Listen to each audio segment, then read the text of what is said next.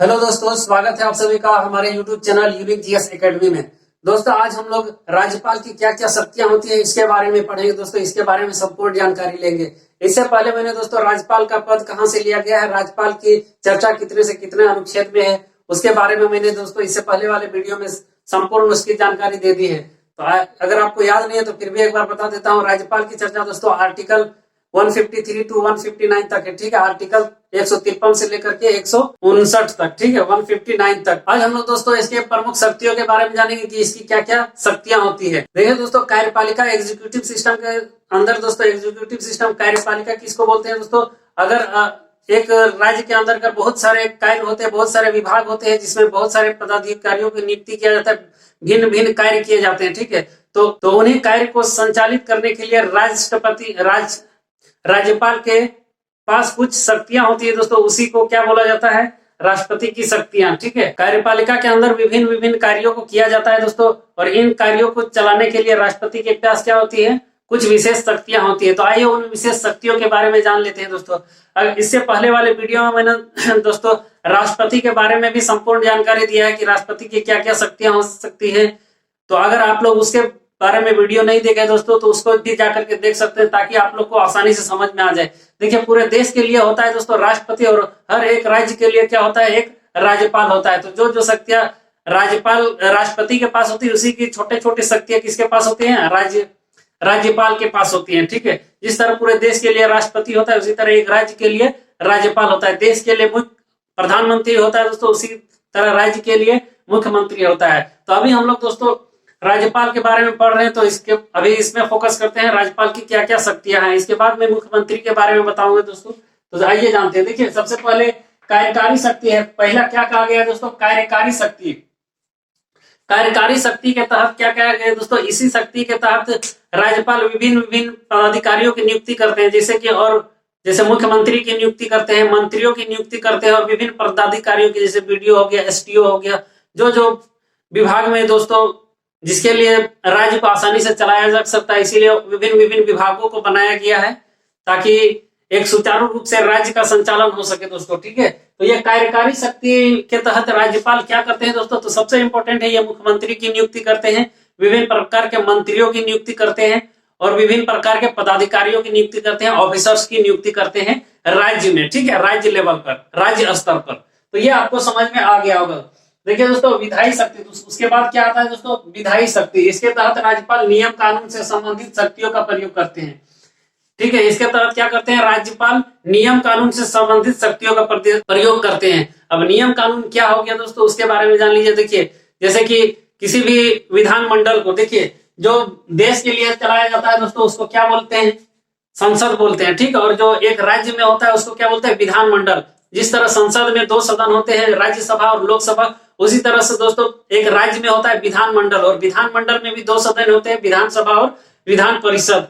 तो विधान परिषद में जो भी नियम कानून कैसे इस विधान मंडल को चलाया जाएगा, उसमें कुछ नियम कानून है दोस्तों। तो उसी के संबंधित में इन शक्तियों का प्रयोग करते हैं। विधायी शक्ति का प्रयोग करते हैं कौन? राज्यपाल। जैसे कि विधानमंडल के सदस्यों का आहूत करना और सत्रावसान करना। आहूत करना मतलब बुलाना सबको, विधानमंडल में जितने भी सदस्य, विधानसभा और विधान परिषद के सदस्यों को, दोनों को एक जगह इकट्ठा बुलाना, और उनको जो भी समस्याएं हैं उनके समस्याओं के बारे में सुनना, कुछ कुछ विधेयक पारित करना, ये सब क्या करते हैं? कोई जब भी विधानमंडल का सत्र चलता है तो दोस्तों उनमें क्या करते हैं? इनको बुलाते हैं। किसको? विधानसभा और विधान परिषद के सदस्यों को बुलाते हैं, और उसके बाद फिर सत्रावसान करते हैं, फिर भेज भी देते हैं, ठीक है।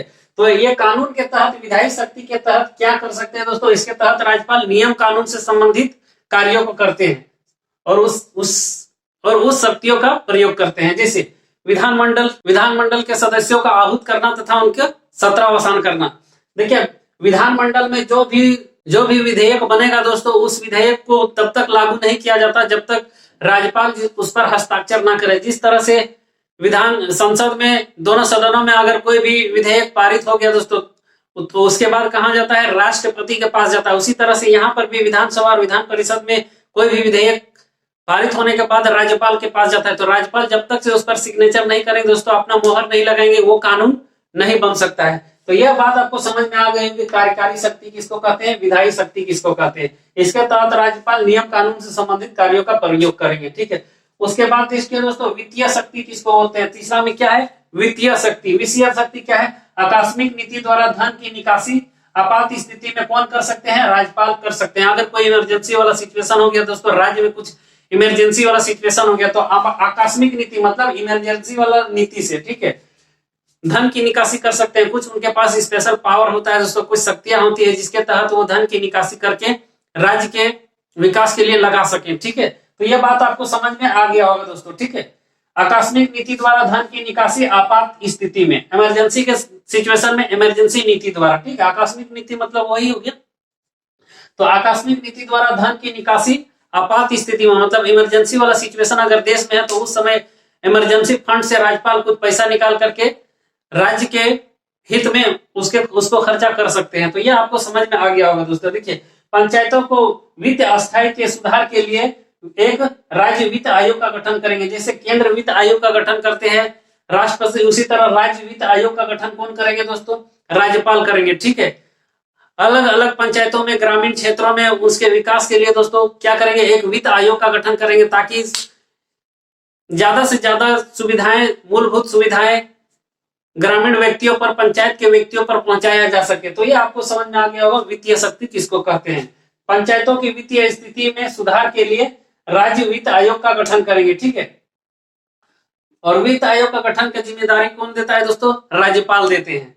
उसके बाद देखिए क्षमादान शक्तियां, चौथा में क्या है दोस्तों, क्षमादान शक्तियां। क्षमादान शक्तियां एक्चुअली किसमें चर्चा है दोस्तों, अनुच्छेद 161 में चर्चा है राज्यपाल की क्षमादान शक्तियां। जिस तरह से राष्ट्रपति क्षमा कर सकते हैं दोस्तों, अगर क्षमादान शक्ति वाला वीडियो नहीं देखे राष्ट्रपति वाला, तो उसको जाकर के देखिए ताकि ये आपको बहुत आसानी से समझ में आ जाएगा। जिस तरह से राष्ट्रपति के पास बहुत सारे क्षमादान शक्तियां होती है दोस्तों, उस तरह से राज्यपाल के पास भी क्षमादान शक्तियां होती है। बशर्ते राष्ट्रपति दोस्तों तीनों सेनाओं का भी प्रमुख होता है और देश का भी प्रथम नागरिक होता है, तो उसके पास सुप्रीम पावर है, वो फांसी की सजा को भी माफ कर सकता है और सेना के सजा को भी माफ कर सकता है। देखिए, ये कुछ सजा को माफ कर सकता है दोस्तों राज्यपाल, लेकिन ये सेना की सजा और मृत्यु दंड मतलब फांसी की सजा को ये सब माफ नहीं कर सकता है, ठीक है। मतलब सेना का जो भी, सेना से रिलेटेड जो भी सजा है उसका ये राज्यपाल के अंदर में नहीं आता है, वो राष्ट्रपति के अंदर में आता है, ठीक है। और ये उसके बाद क्या है दोस्तों, मृत्यु दंड, ठीक है। अगर किसी को मृत्यु दंड मिल गया, फांसी की सजा मिल गया, तो उसको भी ये राज्यपाल नहीं काट सकते, लेकिन राष्ट्रपति काट सकते हैं। फांसी की सजा और सेना से संबंधित कोई भी सजा है, मार्शल लॉ लग गया दोस्तों, किसी सेना को अगर कुछ सजा मिल गया तो वो अगर मर्सी अपील लिखेगा राष्ट्रपति के पास, तो राष्ट्रपति के पास इतना पावर होता है कि वो उस सजा को माफ कर सके। इसी तरह से किसी को अगर मृत्यु दंड मिल गया, फांसी की सजा मिल गया, तो वो भी अगर मर्सी अपील करेगा राष्ट्रपति के पास, तो राष्ट्रपति भी के पास इतना शक्ति होती है कि उसकी मृत्यु को वो माफ कर सके। लेकिन राज्यपाल के पास ये दोनों शक्तियां नहीं होती दोस्तों। इसके अलावा अगर कोई अपराध है तो उसको वो माफ कर सकते हैं, जैसे 10 साल की सजा हुई है, कारावास हुआ है, 5 साल की सजा, 7 साल की सजा, तो इस सजा को राज्यपाल माफ कर सकते हैं। तो यह इसकी क्षमादान शक्तियों के बारे में आपको समझ में आ गया होगा कि इसकी क्षमादान शक्तियां क्या क्या है। उसके बाद देखिए दोस्तों आपातकालीन शक्तियां। देखिए, आपातकालीन शक्तियां राज्यपाल को प्राप्त नहीं है। आपातकालीन शक्ति सिर्फ एक ही शख्स को प्राप्त है दोस्तों, एक ही व्यक्ति को प्राप्त है। वो कौन है, भारत का सर्वोच्च नागरिक, भारत के राष्ट्रपति को। तो आपातकालीन शक्ति किसी के पास है, ना मुख्यमंत्री, ना प्रधानमंत्री, ना और भी किसी भी आयोग के कोई भी सदस्य, कोई भी ऑफिसर के पास नहीं है दोस्तों, न कोई भी पदाधिकारी के पास है। वो सिर्फ किसके पास है, आपातकालीन शक्ति सिर्फ राष्ट्रपति के पास है। वही आपात लगाते हैं, वही आपात को हटाते हैं, लेकिन किसके कहने पर, संसद के कहने पर, मंत्रिमंडल के कहने पर, ठीक है। तो ये इसको प्राप्त नहीं है, आपातकालीन शक्तियां प्राप्त नहीं है, ठीक है। काटकूट का मतलब प्राप्त नहीं है राष्ट्रपति शासन के दौरान। देखिए, अगर आपातकाल स्थिति लग जाता है दोस्तों, आपातकाल लग जाता है देश में, तो क्या होता है, राष्ट्र वहां पे उस सिचुएशन में क्या होता है दोस्तों, राज्य की सारा बागडोर किसके हाथ में चली जाती है, राज्यपाल के चले जाते हैं। क्योंकि उस समय पे क्या होता है दोस्तों, मुख्यमंत्री शक्ति विहीन हो जाता है, मुख्यमंत्री एक कॉमन मैन की तरह हो जाता है, ठीक है।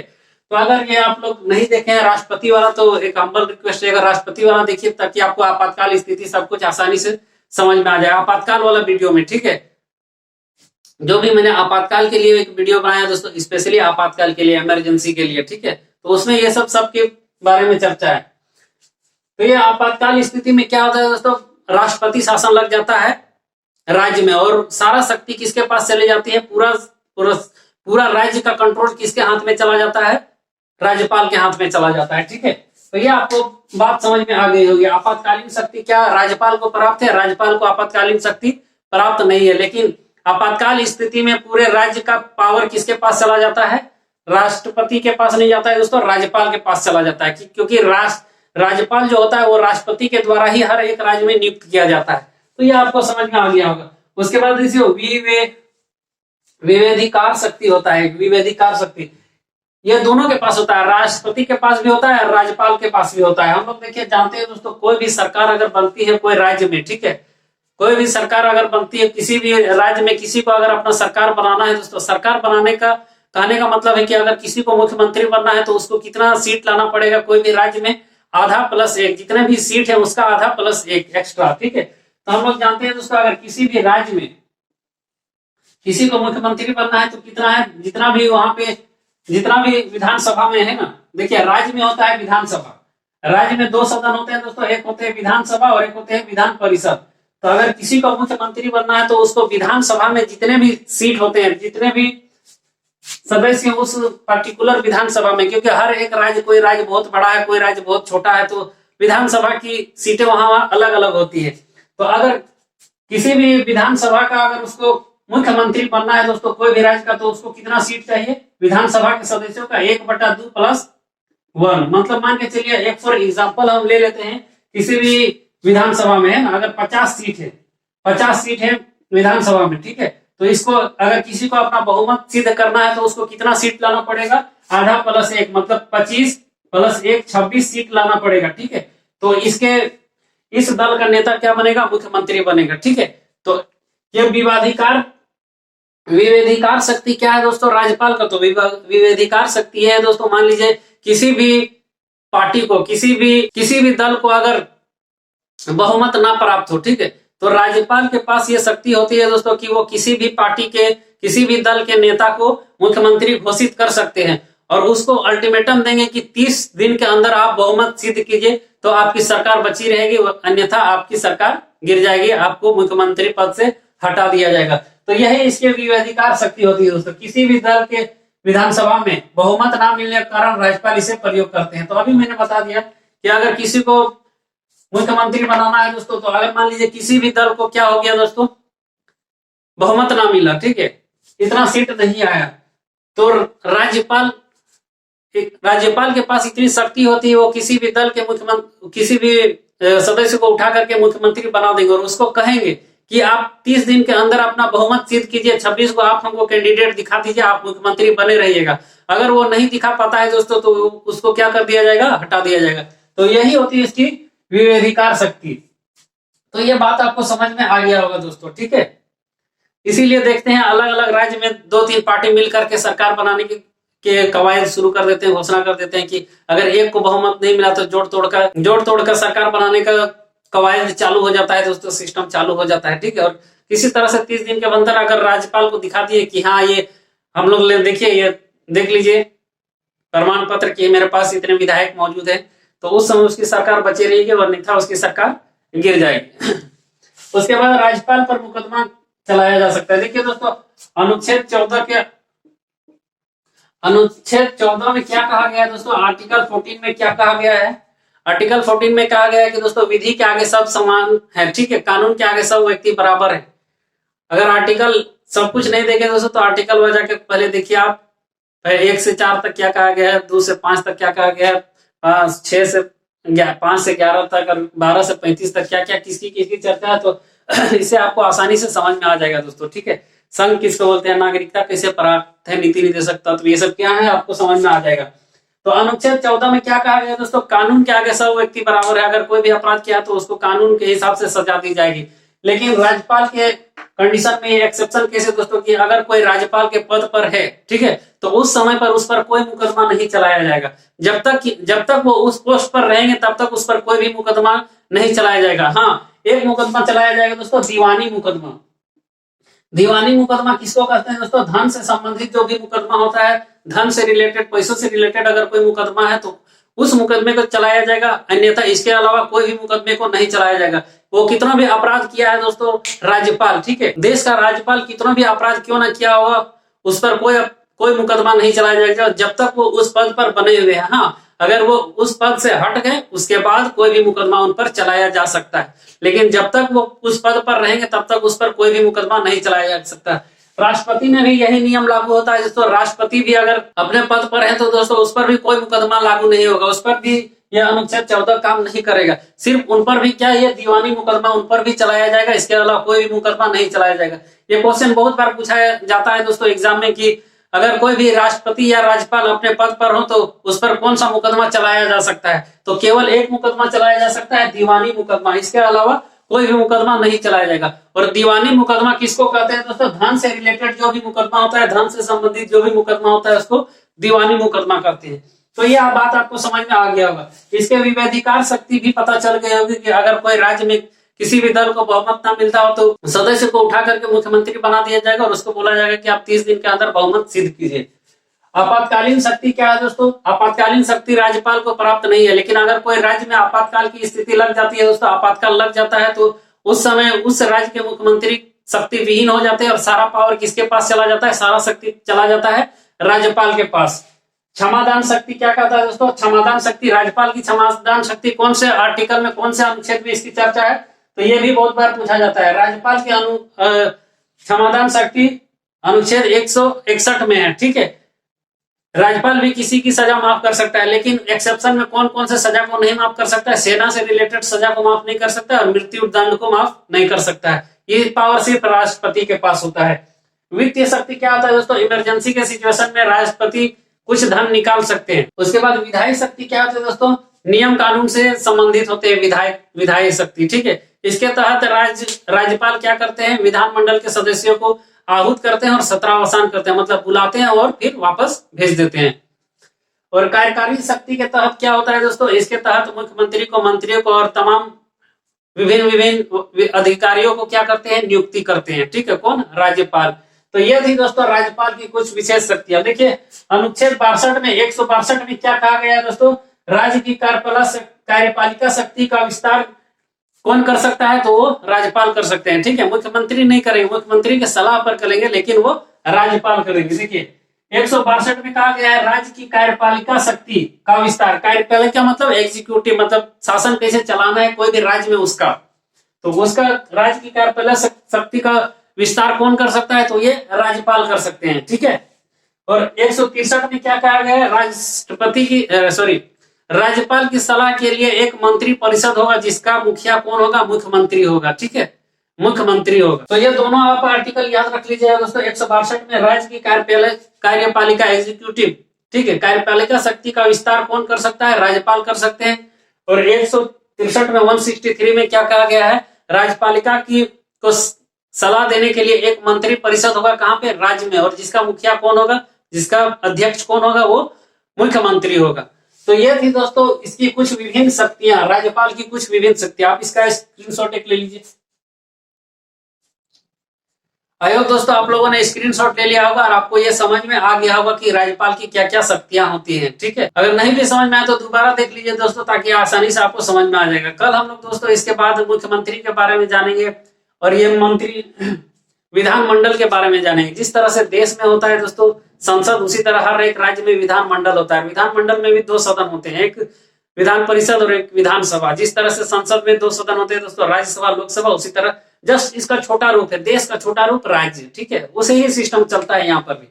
तो ये सब आपको समझ में आ गया होगा। थैंक यू दोस्तों।